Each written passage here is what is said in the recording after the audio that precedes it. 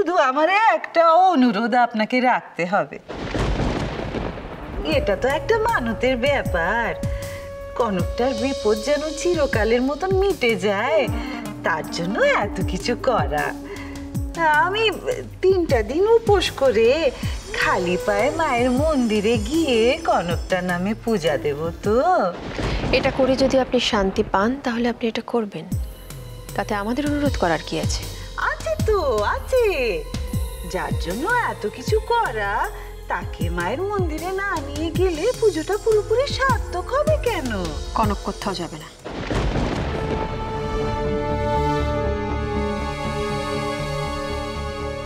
দিদি ভাই, উনি মন্দির থেকে এসেছেন, ওনাকে জল খাবার খাইয়ে ফেরত পাঠিও। আমি এত দূর কনকটার জন্য এসেছি, শুধু জল খাবার খেয়ে চলে গেলে কি করে হয় বলেন? আপনি একটা কাজ করেন না, শুধু সামনে শনিবারটা কিছুক্ষণের জন্য কনকটাকে আমার সঙ্গে যেতে দিন না। কনক এখনো পুরোপুরি সুস্থ নয়, মন্দিরে গিয়ে সমস্যা মেটার বদলে সমস্যা বাড়তে পারে। বলি, তোমার সঙ্গে আমার কথা আছে, এসো আমার সাথে।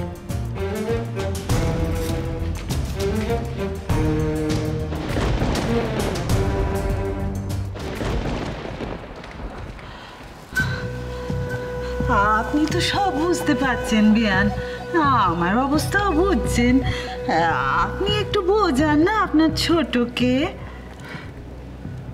আপনি তোকে দেখছেন, একবার যখন না বলে দিয়েছে ওর কথার কোনো নড়চড় হবে না। ঝিলমিল, হ্যাঁ মাকে বসাও, আমি জল খাবার নিয়ে আসছি, আপনি বসুন।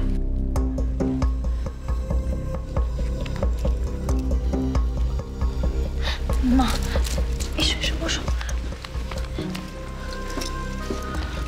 মা এবার কি হবে?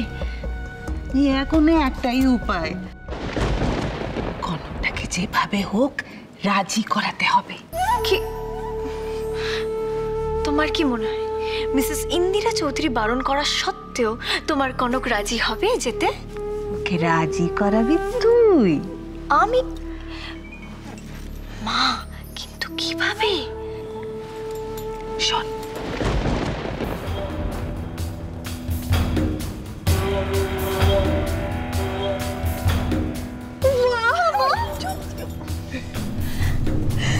সেদিন রাতে রাঙামার ঘরে তোমার সঙ্গে আর কে ছিল ওলি?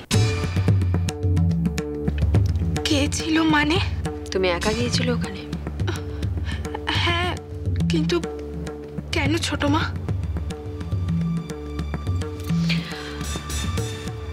আমার মনে হয় এই আংটিটা তোমার। না না, এটা আমার নয়। তাহলে কার? আমার মনে হয় এই আংটিটা কার তুমি জানো, বলো। এটা এটা বৌমনির।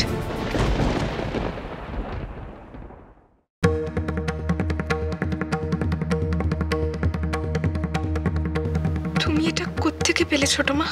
মার ঘরে পাওয়া গেছে, আলমারির নিচে। আসলে রাঙামার ঘরে তো সারাদিনে অনেকেই অনেক কারণে যায়, হয়তো হাত থেকে খুলে পড়ে গেছে। এমনি এমনি তো আংটি হাত থেকে খুলে যাওয়ার কথা নয়। হ্যাঁ, যদি কেউ কিছু টানাটানি করে তাহলে খুলতে পারে। আর আংটিটা পাওয়া গেছে মার ঘরের আলমারির নিচ থেকে। আমি সব ভেবেচিন্তে দেখলাম যে ছোট মা, আমি কিচ্ছু জানি না, বিশ্বাস করে আমি কিচ্ছু জানি না, আমি কিচ্ছু করিনি। নাও মা খাও, এই নাও।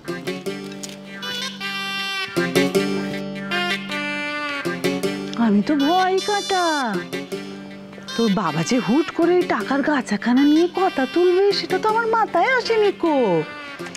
আমি তো এটা নিয়ে আগে ভাবিনি। নইলে আগে থেকে কিছু একটা ঠিক করে পুরুত মশাইকে ভড়কি দিয়ে দিতাম, জানিস? ও তাই সেদিনকে আমি যখন তোমায় ফোন করেছিলাম তুমি ওরকম হাউ মাউ করে উঠেছিলে। আর বলো না গো, আমি আমার নিজের প্রবলেম নিয়ে এত পাজল, তোমাকে আর কি বলবো বলো তো। সে আমি বুঝেছি, তবে কনকের এই ঘটনা ঘটাতে আমি ব্যাপারটা অনেকটা ধামাচাপা দিতে পেরেছি। এই যা সুখের খবর আর কি। তুই আবার তোর বাবার সঙ্গে দেখা হলে কথাটা নিয়ে জিজ্ঞাসাবাদ করতে যাস না, জানো? জানিস তো একবার ওনার মাথায় কিছু ঢুকলে আর সহজে বার করা যায় নাকি না? তোর মাথাটা খারাপ নাকি? আর তাছাড়া বাবার সাথে আমার কখনই বা কথা হয় মা? আমায় বিশ্বাস করো ছোট মা, আমি সত্যিই কিছু জানি না। আমার ছেলে মেয়েকে আমি জানি, তাই তাদের বিশ্বাস করি অলি। কিন্তু যদি কেউ তোমাকে ব্যবহার করে তার নিজের কার্যসিদ্ধি করতে চায়, তাহলে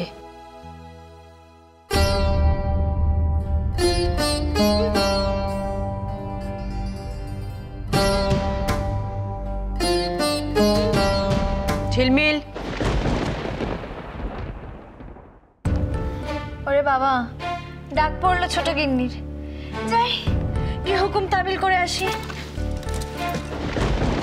কি হলো? হাতটা ছাড়ো, আবার দেরি হয়ে গেলে পুরো বাড়ি মাথায় তুলবে তো। তুললে তুলুক। আচ্ছা তুই তো অত বোকা হাতা ছিলি না রে ঝিলমিল। চাপ বাবা, এটা আবার হাতামিটা কি করলাম আমি? হাদামি নয় তো কি? চৌধুরী মেনশনের চাবি ঝুলিয়েছিস কোমরে, আর হাব ভাব দেখে তো এবারে ননি বলে মনে হচ্ছে। মুখ কোথাকার। আরে বাবা, তুমি জানো না ওনাকে? আরে বাবা, জানি বলেই তো বলছি, এবার ওনার গুমুর ভাঙা দরকার, বুঝলি? তুই চুপচাপ বসে থাক না, যার দরকার হবে সে নিজে আসবে তোর কাছে। আরে বুঝিস না কেন? তুই হলি এ বাড়ির আসল গিন্নি, এখন থেকে সেরকম ভাব ভাব কর।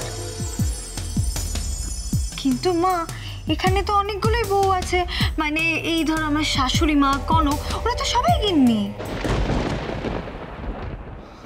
আমার তো এখন যথেষ্ট সন্দেহ হচ্ছে, আসল বোকা হাঁদিটা কে, তুই নয় কনক? আরে বাবা, এই মেনশনের চাবিটা যার কাছে সেই না আসল গিন্নি। কেন তোর এই ছোট মাকে দেখিসনি? হ্যাঁ, এখন চাবিটা তোর দখলে, তোর কোমরে ঝুলছে, তার মানে এই বাড়ি গাড়ি পয়সা কড়ি সব তোর কবজায়, আর কর্তৃত্ব তো তোর। চুপচাপ বসে থাক, যার দরকার হবে সে নিজে আসবে তোর কাছে।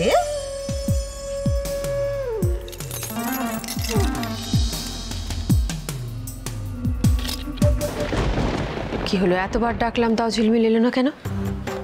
কি করছো?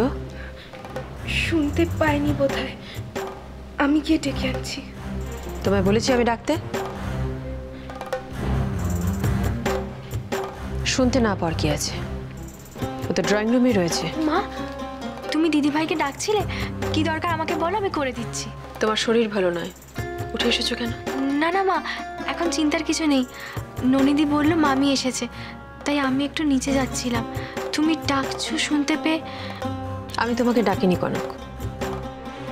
না মানে যদি কোনো দরকার থাকে তাই। দরকার যাকে আমি তাকেই ডেকেছি। আমি করে দিলে হবে না মা? না, যা করার আমাকেই করতে হবে। তুমি কনককে নিয়ে ড্রয়িং রুমে এসো।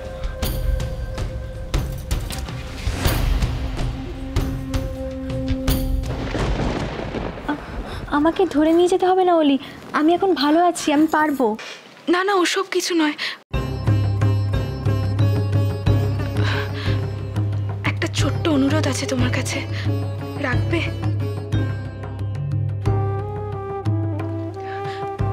তুমি সেদিন আমাদের সাথে শপিং মলে গিয়ে তুমি হারিয়ে গিয়েছিলে না, তারপর থেকে ছোট মা আমার ওপর খুব রেগে আছে। কেন? আমি তো সেদিন সবার সামনেই বলেছিলাম তোমাদের কোনো দোষ নেই, আমি নিজের ভুলেই হারিয়ে গেছিলাম। তুমি বলেছিলে, কিন্তু ছোট মা বিশ্বাস করেনি। ছোট মা ভেবেছে তুমি আমাদের বাঁচানোর জন্যই প্রত্যেকটা কথা বলেছো, আর তাই ছোট মা আমার ওপর খুব রেগে আছে। বাড়িতে যাই হোক সব কিছুতেই ছোট মা আমাকেই দোষী ভাবে। আমিও তাই বুঝতে পারছি না কি করব। এই যে তুমি আসার আগে আমাকে কত জেরা করছিল, আবার নিচে যেতে বলে গেল, আমাকে বকাবকি করবে সবার সামনে। আমি কি করব বলো তো? এমা না না, এমনি এমনি বকবে কেন?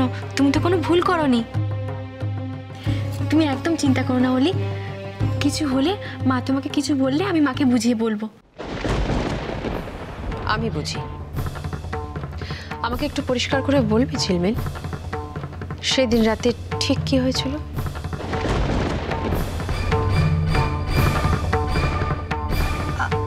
আমি আসলে আমি তো গয়নাগুলো মার ঘর থেকে কনকের ঘরের আলমারিতে গেল কি করে?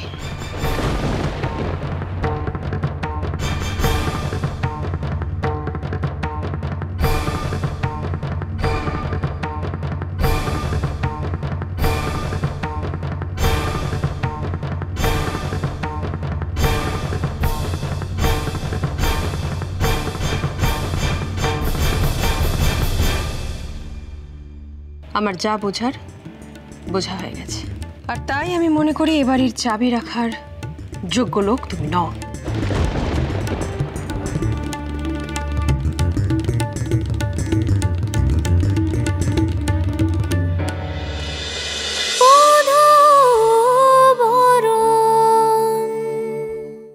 স্টার জলসার প্রিয় শো দেখার জন্য সাবস্ক্রাইব করুন আমাদের ইউটিউব চ্যানেলে এবং আপডেটেড থাকার জন্য প্রেস করুন বেল আইকন। চলো চলো চলো চলো পাল্টাই।